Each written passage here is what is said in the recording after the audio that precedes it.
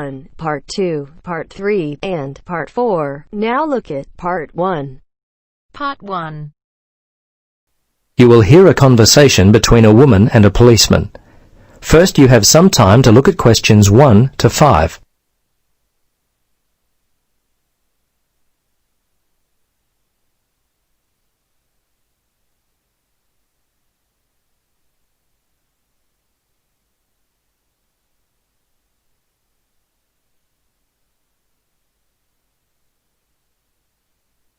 Now, listen carefully and answer questions 1 to 5. Hello, Sergeant Rhodes speaking. Can I help you? Yes, hello. I'd like to report a stolen bag. Okay, a stolen bag. We've been getting a lot of these lately. I'll need to get some details.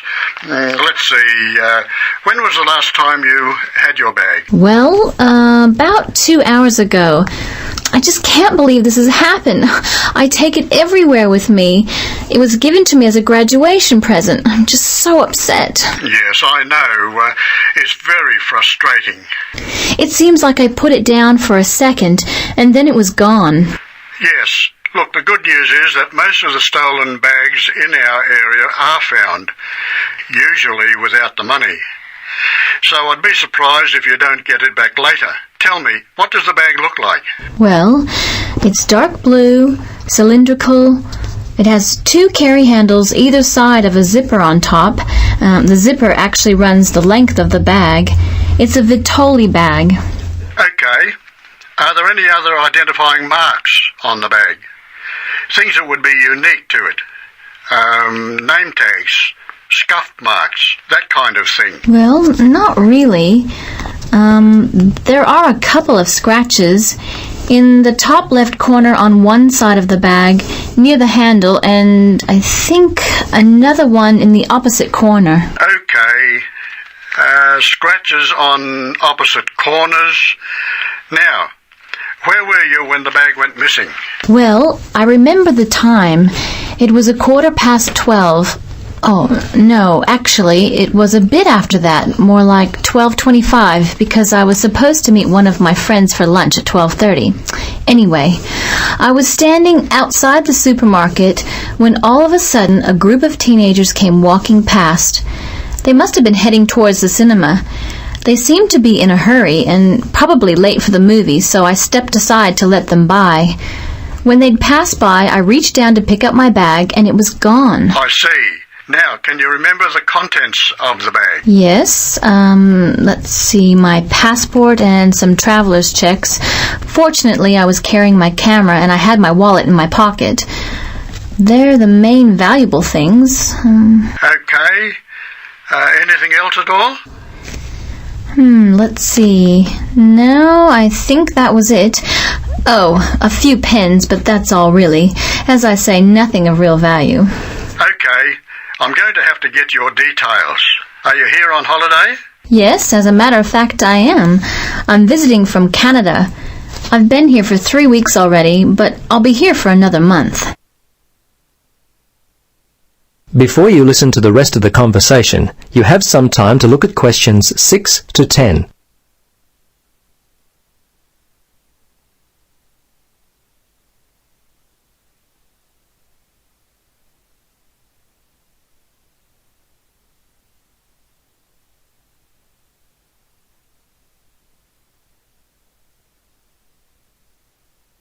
Now listen and answer questions 6 to 10. Now, have you contacted your credit card company? Yes, I did that immediately. They were very helpful.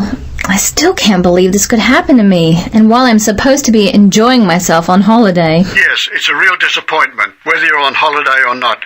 Yeah, thieves strike when you least expect it. Anyway, I need to take down your particulars. What's your name then? Yes, my name is Helen Reddy. That's R-E-A-D-Y. My address is, well, the place where I'm staying here is The Palms, Unit 14, 75 Paradise Avenue. Okay, I may need your home address in Canada, but I'll get that more towards the time you're going to leave. What about the telephone? What number will I be able to reach you on? Yes, it's 455-91332. Okay, 455-91332. And how much do you think the bag and contents are worth? Well, it's not really a big cost. Probably only $100. It's the inconvenience of it all. I understand. Look, we have a lot of lost or stolen property recovered daily. Come by the station tomorrow and have a look. As I said, there's a high chance that we'll get the bag back. Your passport at the very least. Okay, thanks for your help. See you tomorrow then. Bye. Yes, bye. That is the end of part 1. You now have half a minute to check your answers.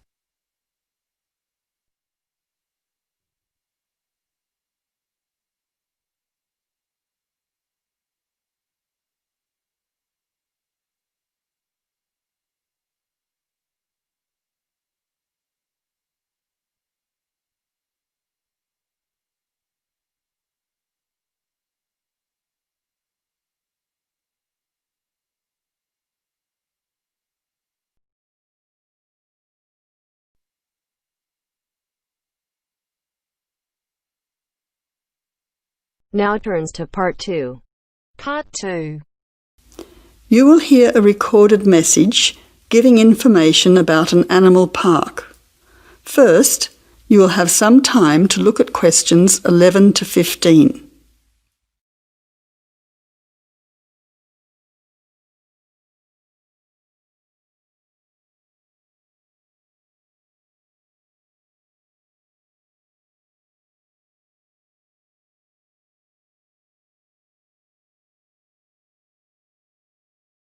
Now listen carefully to the first part of the message and answer questions 11 to 15. Welcome to the Australian Wildlife Park Information Line. The Australian Wildlife Park is very proudly owned and operated by an Australian family, John and Amanda Brooks, who operate the Australian Wildlife Park with their children, David and Sandra. The family doesn't receive any government assistance. It's solely funded by tourists visiting the park. Thank you for your support and assistance. When the Brooks family purchased the Australian Wildlife Park in 1987, the park housed a small collection of animals and birds on a modest 5-acre or 2-hectare property. A few years later, the park doubled in size when the family purchased the adjoining property. Also, the collection of animals started to boom. In May 2003, the family designed and built a new park in the public open space. Once again, more than doubling in size. The park now features about 200 species with more than 2,000 head of animals, birds and reptiles. Regarding the entry fee, adults pay $23, children aged 3 to 14 pay $10, age pensioners are $17 and students are $16. One of the great things about the Australian Wildlife Park is that all of the attractions are included in the entry fee. No extra money is needed around the park, so make the most of your experience. All shows, talks, photo opportunities and animal food are included in your entry fee. In addition, the Australian Wildlife Park is open every day of the year from 9 a.m. to 5:30 p.m, except Christmas Day, 25th of December. Before the final part of the message, you now have 20 seconds to look at questions 16 to 20.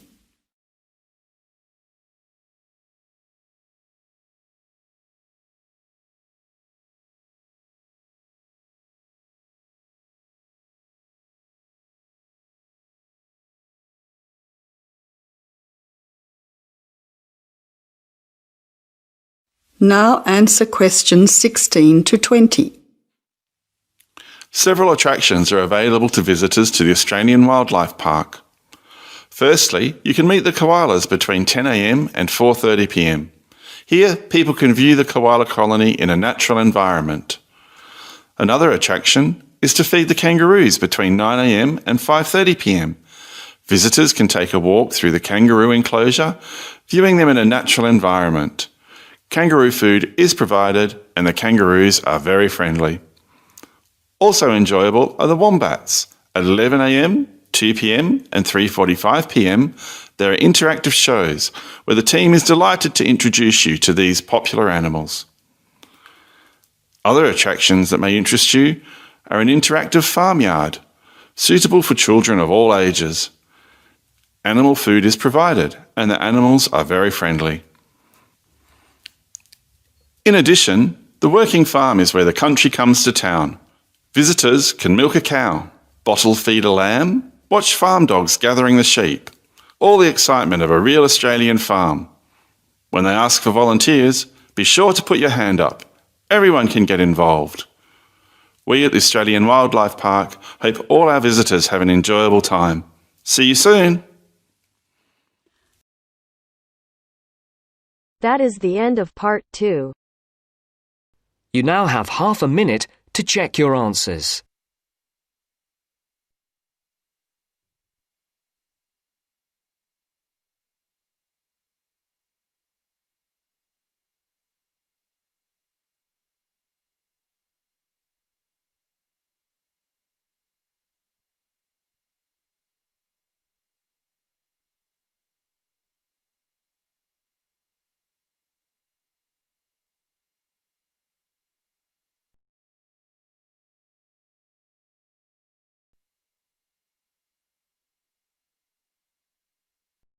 Now turns to part 3. Part 3. You will hear two students, called Richard and Shirley, discussing the information they have collected so far for a group project. First, you have some time to look at questions 21 to 26.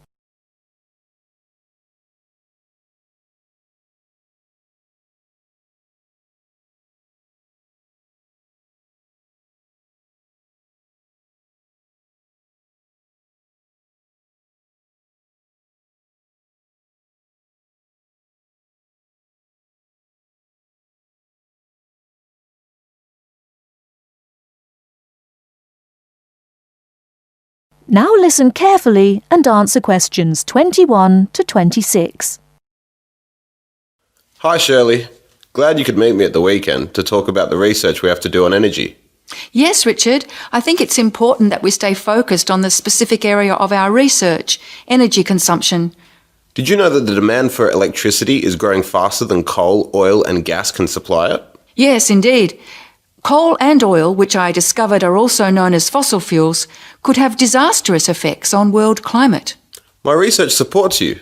I also found out that the weather could be affected by global warming. However, a range of fuels are used around the world. Did you know that the most common fuels are the fossil fuels, with oil accounting for almost half at 45%? Coal and natural gas are equal next at 20%, with nuclear power being the lowest at 7%. Other sources of energy are also near the bottom at 8%.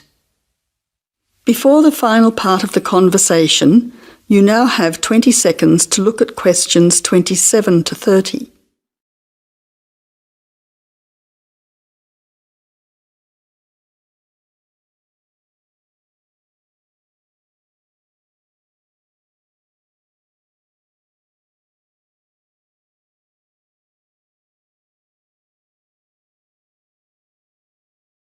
Now answer questions 27 to 30. That information will be useful when we look at the different energy sources in detail. We also need to look at the pros and cons of each type of energy. We've already said that fossil fuels increase the world's temperature, but we also need to mention the most serious issue, that these three types of fuel are finite, meaning they will not last forever. Another major disadvantage is that by burning coal and oil in particular, chemicals are released into the atmosphere, which combine with water to fall back to Earth and damage both plant and animal life. That really sounds useful. If you focus on coal, oil and gas, I'll look into nuclear power. It is common knowledge that nuclear power stations create radioactive waste, but I'm particularly interested in how this unwanted waste product is dealt with safely. I'll also need to look at the effects on people living near these power stations. Yes, I think all those areas need exploring. Do you think I should also look into renewable energy sources, such as wind and sun, energy that never runs out? Don't you think it's an important area to consider? Yes, but I don't think I'll have enough time to look at it in enough detail. I also agree that we have enough to focus on until our next group meeting. So to finish, you could find some information on the advantages of fossil fuels, and I'll give you the facts that I have already on coal, oil and gas. We don't need to look into other energy sources because I'll get more details on the nuclear industry. That's great. See you in 2 weeks' time. That is the end of part 3. You now have half a minute to check your answers.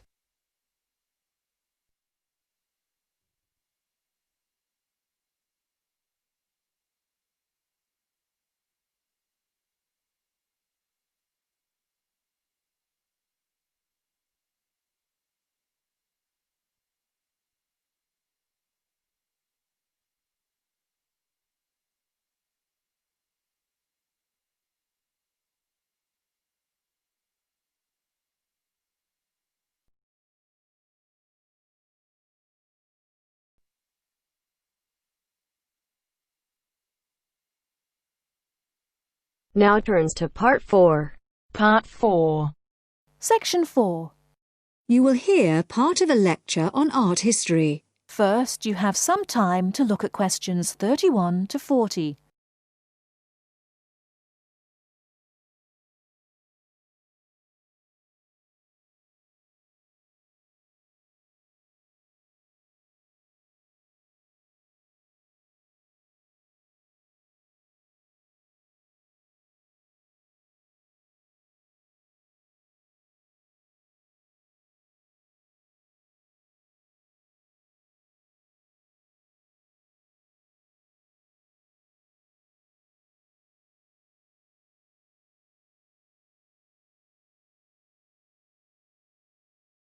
Now listen carefully and answer questions 31 to 40.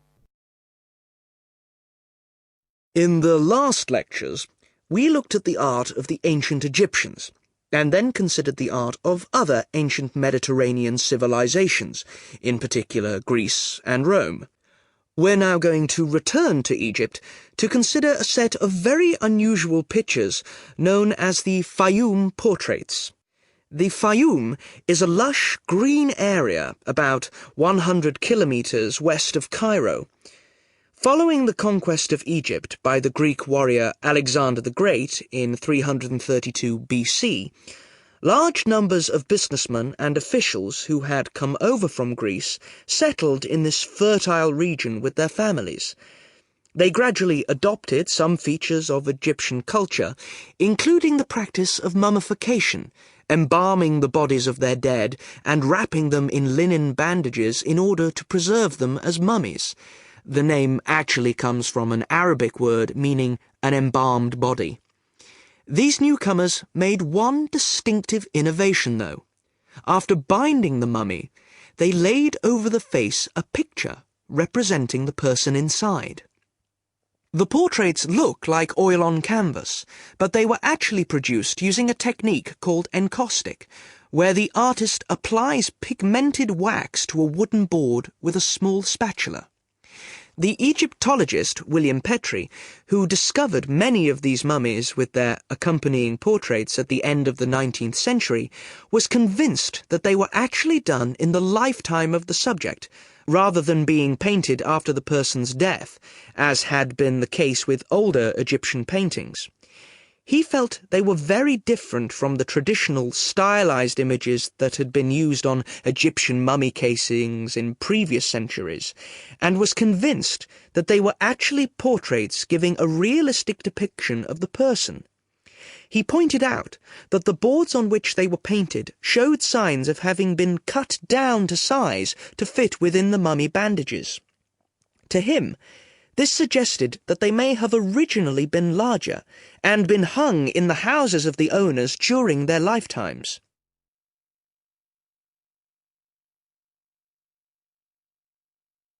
But more than a century after they came to light, nobody knew how far they were really depictions of real people, as against idealized portraits. Then a team from Manchester University decided to find out, by recreating the faces of Fayum mummies in clay, and then comparing the reconstructions with the portraits. The team was provided with skulls from 2 Fayum mummies from the British Museum, and given the information, based on X-rays and other evidence, that one of the mummies was of a 50-year-old man, and the other was a woman in her early 20s. Armed only with this information, they set to work. First, they created copies of the skulls. Then they used clay to build up the facial muscles in order to reconstruct what the person looked like. After weeks of painstaking labour, 2 faces emerged. Only then were the 2 portraits revealed so that the match between the reconstructions and the portraits could be examined. In the case of the man, both model and portrait showed a broad, flat face with a slightly hooked nose and a fleshy mouth with broad lips. But the man in the portrait was noticeable for his 5 o'clock shadow, the beard beginning to grow around his chin and on his cheeks. This would have been quite a recognizable feature of the man in real life, and an easy thing for the painter to copy. However, it wasn't something that the makers of the model could know about. In the reconstruction, the right eye was slightly higher than the left, and this was the same on the portrait. But on the portrait, the eyes were very large, which is standard with many of the Fayum portraits, while in the model they were longer and narrower. The portrait of the woman appeared to be even more of a standard type, with her large eyes, straight nose, and small mouth. These pretty feminine features suggested this could be an idealized woman's face, and yet it proved to match the reconstruction surprisingly closely. The proportions of the lower face corresponded, and so did those of the forehead, though in the portrait the eyes were closer together and larger than in the reconstruction. And in both cases, the head was set on a solid neck, suggesting a more powerful physique than you might have expected from these delicate features. So, overall, the similarities between the portraits and the models are too close to be accidental. The artists may have started from a standard picture, but attempts were made to modify this to reflect the characteristics of the subject, what gave the face its personal qualities. Obviously, this isn't much of a sample upon which to judge an entire genre of portraiture, but the researchers are convinced that, on the whole, the artists aimed to represent their subjects as they appeared in real life, whether this was flattering to them or not.